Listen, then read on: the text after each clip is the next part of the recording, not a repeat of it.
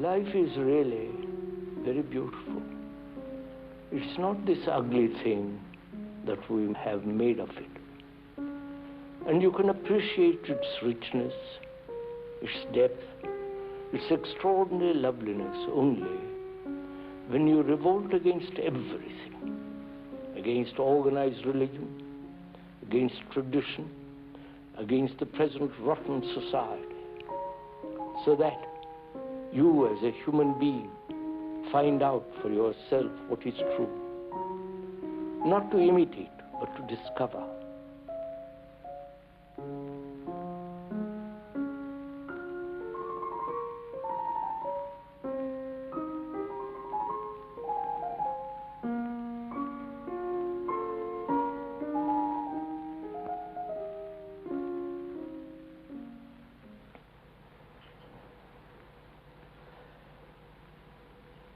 It's a tragedy, I think, that man lives in constant conflict with himself and with the world.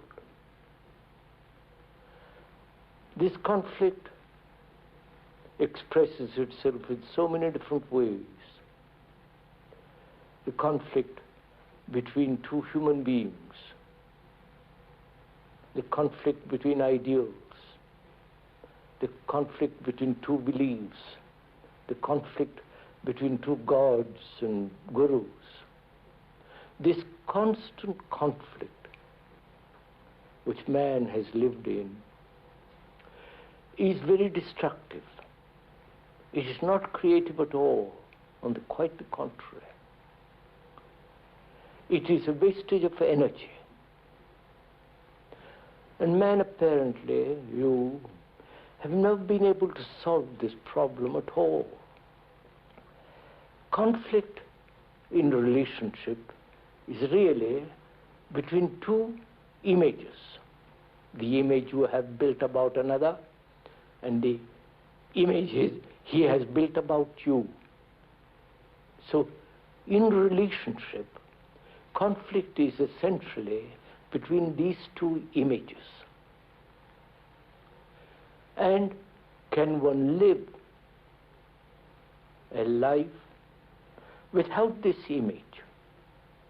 Image, the symbol, the conclusion that you may have drawn from your experience.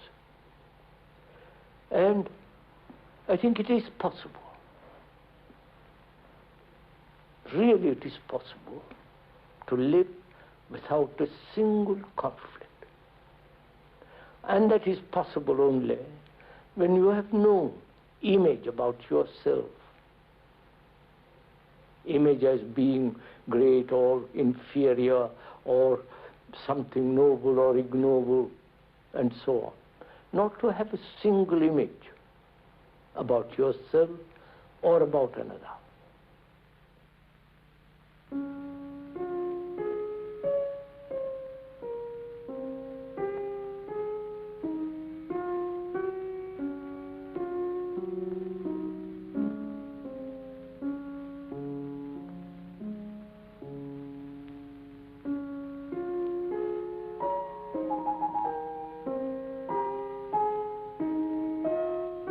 Have you ever wondered why it is that as people grow older, they seem to lose all joy of life? Why do so many of us, as we grow into so-called maturity, become dull, insensitive to joy, to beauty, to the open skies and the marvelous earth?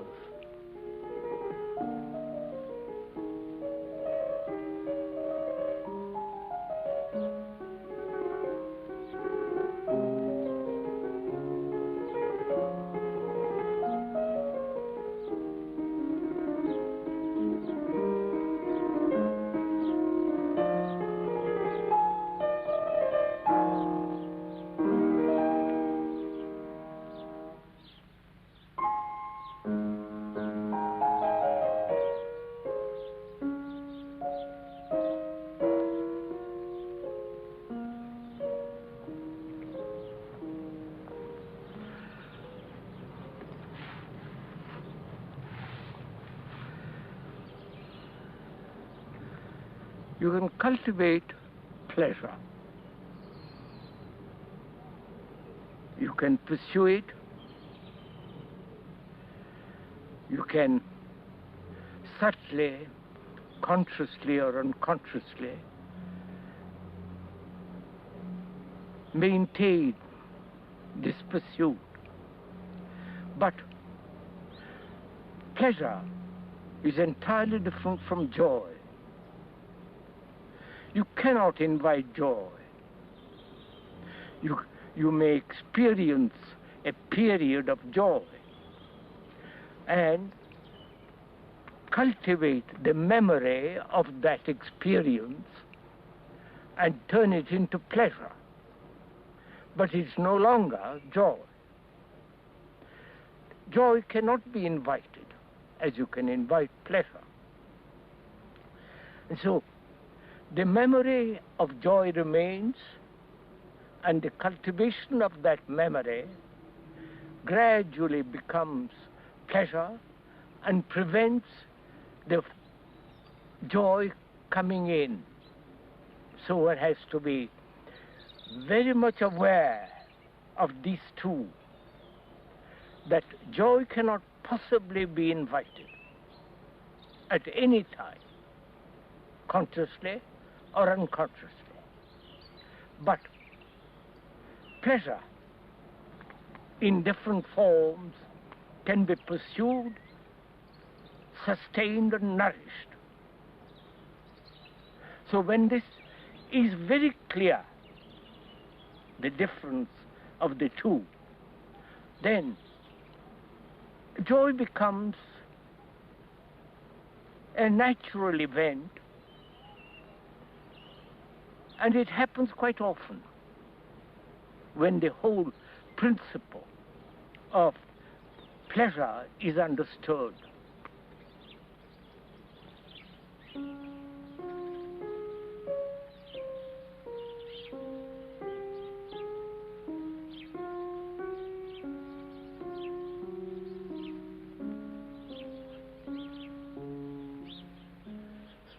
Yesterday evening, I saw a boat going up the river at full sail, driven by the west wind.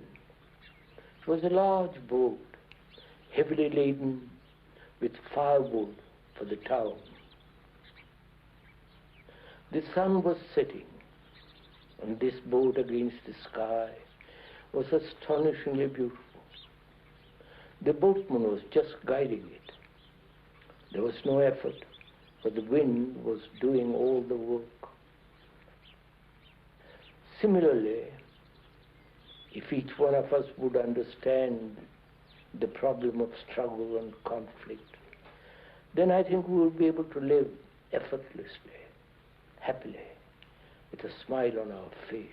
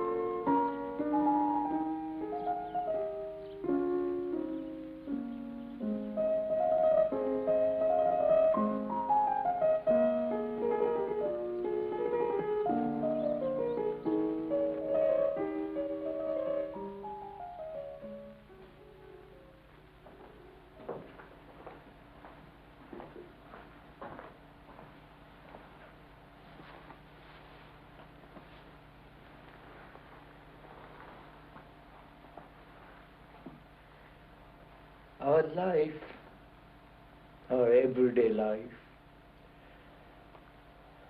is based on two principles: fear and pleasure, reward and punishment.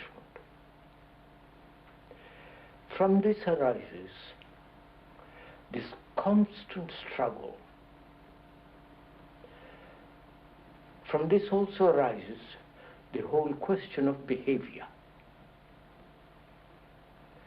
Because our behavior, that is conduct. How we treat others and treat ourselves, the manner of our speech, the activities of our daily life are based on these two principles. And as long as these two principles, which is fear and pleasure, reward and punishment, there must be not only contradiction in ourselves and therefore in our actions, but also in our relationship with each other.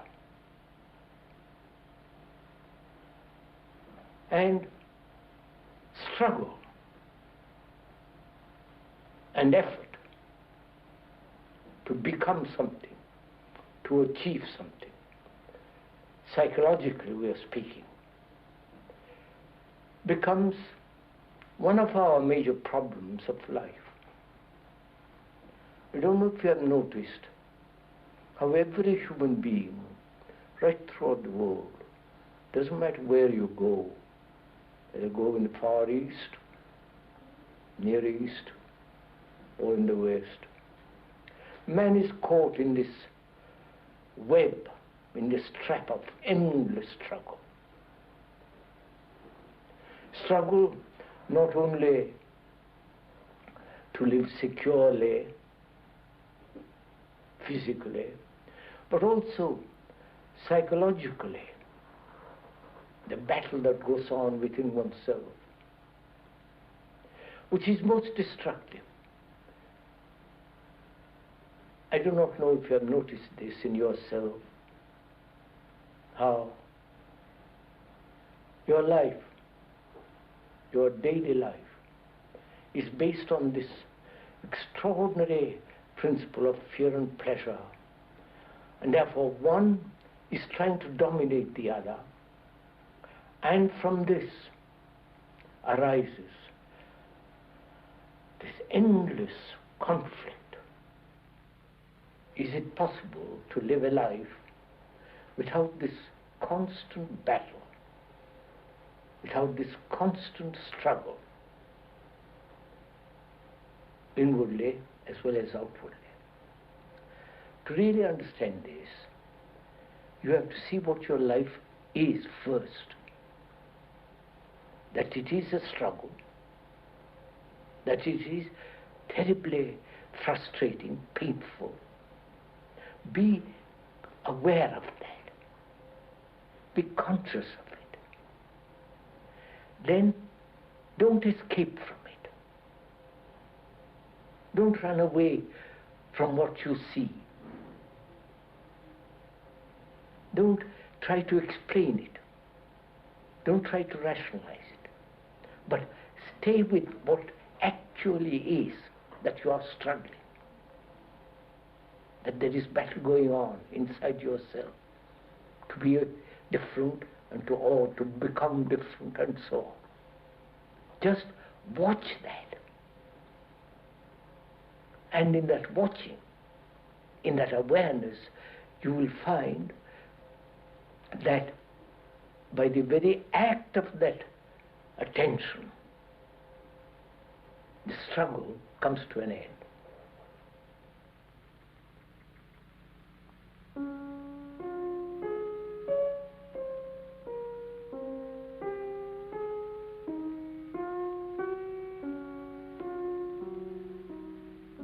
Silence has many qualities.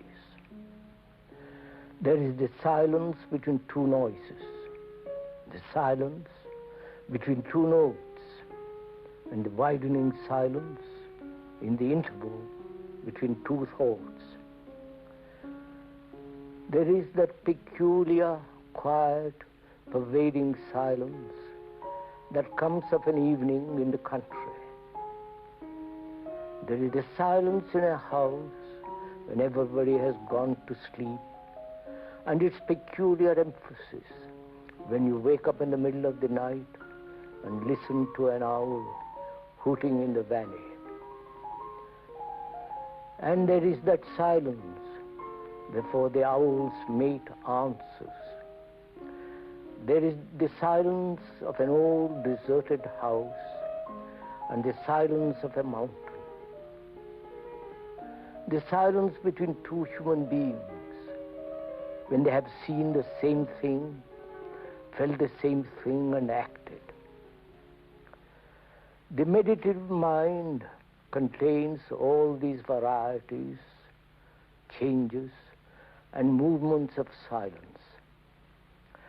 This silence of the mind is the true religious mind, and the silence of the gods is the silence of the earth. And strangely that morning, it had come through the window like some perfume. And with it came a sense, a feeling of the absolute.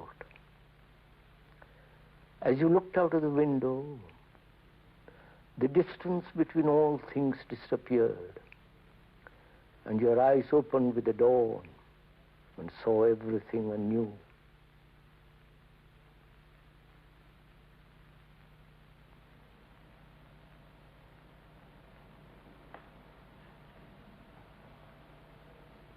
Love, like most human issues, is a very complex problem. I think we should approach it simply and look rather deeply into this question. Love isn't pleasure, nor desire, nor is it a romantic, fanciful affair. And we have made it either idealistic or a sexual affair. And I think when you go into it rather deeply, you'll find that when pleasure is identified with love, it becomes very personal. And therefore, it causes a great deal of harm. It brings about hurt, jealousy, anxiety, and pain. And in the pursuit of pleasure, there is always fear. And where there is fear, naturally, there cannot be love. And you are really destroying the world by your pursuit of pleasure, by your constant demand for the fulfillment of your own particular desires. And so you are limiting the extraordinary width and depth of love. And when you see this, it naturally comes about. That is, when you're not pursuing pleasure sexually or ideologically, or make it into something romantic as divine and human, then that quality, which one may call love, comes into being. I feel that's the only solution for this miserable, confused, conflicting world.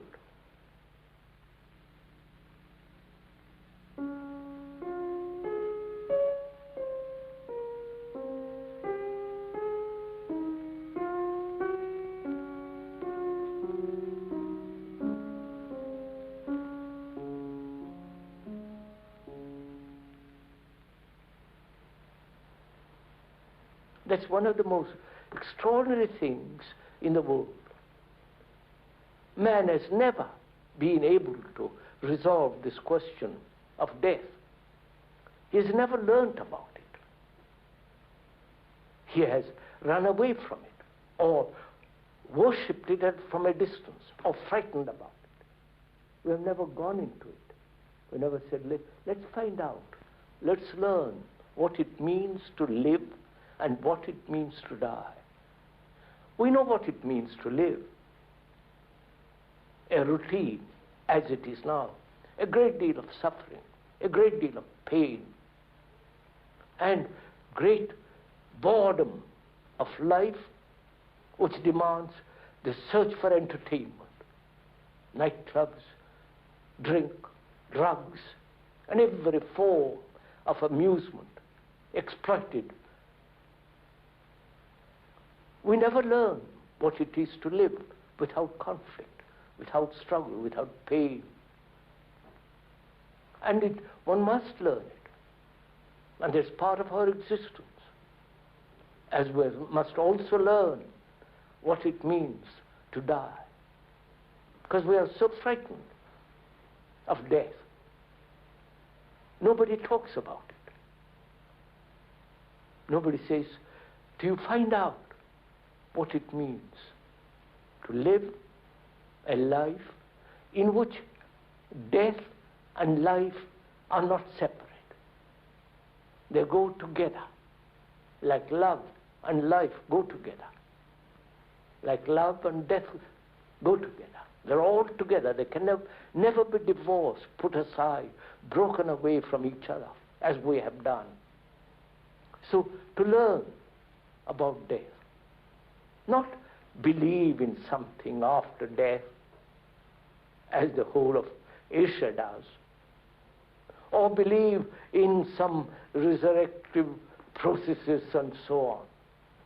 But actually, without any fear, without seeking comfort, learn what it means to live and what it means to die. And then you'll find that life isn't merely a mechanical process in relationship, but life is something immeasurable.